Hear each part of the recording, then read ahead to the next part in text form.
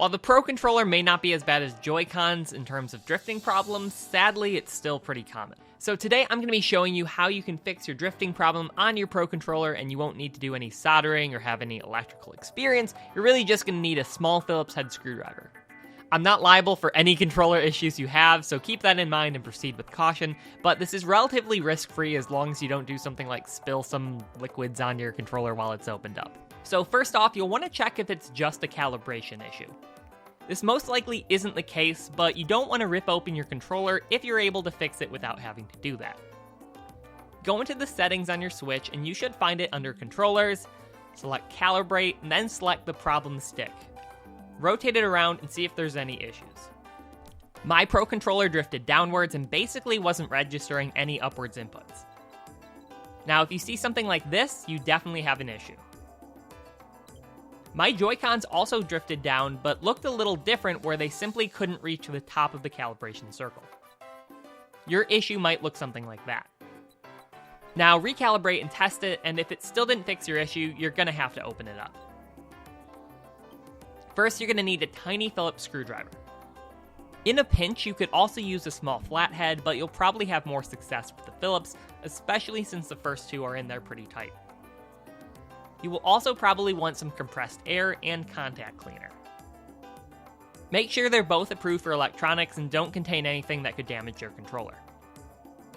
If you can't get these, you can also use the classic N64 method of just blowing into the problem spot, but you'll probably have a worse success rate.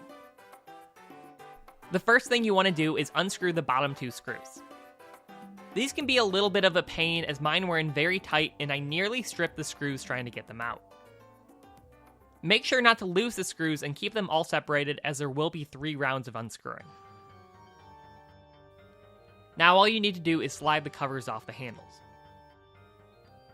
Next, turn your controller over and you'll find 4 more screws on the opposite side. Unscrew these, set them aside, and take off the translucent back.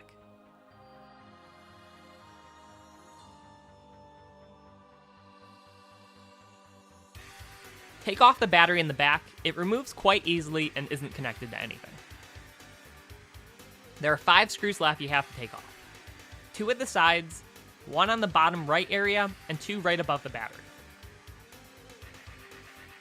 Unscrew the 5 and set them aside. Now you're finally done unscrewing. At this point, separate the 2 parts of the controller, but do so very carefully. This is because there's a ribbon connecting the 2 together, so once you pry it open, you don't want to fully rip it apart. It will take a little bit of force to get it open, so be careful here. Now you can disconnect the ribbon and put it back later, but I just kept it together since it's one less thing to worry about. At this point, you can remove the rubber knobs for the joystick. You can also take this opportunity to clean out any other debris that made its way into the controller. Now you can finally take a look and see what's wrong with it. There most likely is a tiny bit of dirt or debris. Mine even somehow had a small hair get in there, which may have been my culprit. Take your compressed air and get in as much as you can to get all the little bits out.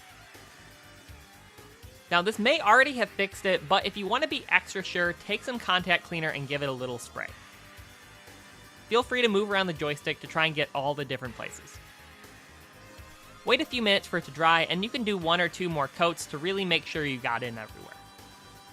Obviously don't drown it in the cleaner, and make sure it's dry before applying a new spray, but just make sure you get everywhere.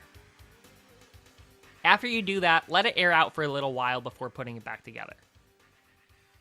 Now, if you didn't have the compressed air or contact cleaner, just try your best to clean out the area. You can try blowing into it, just trying to pry little pieces off.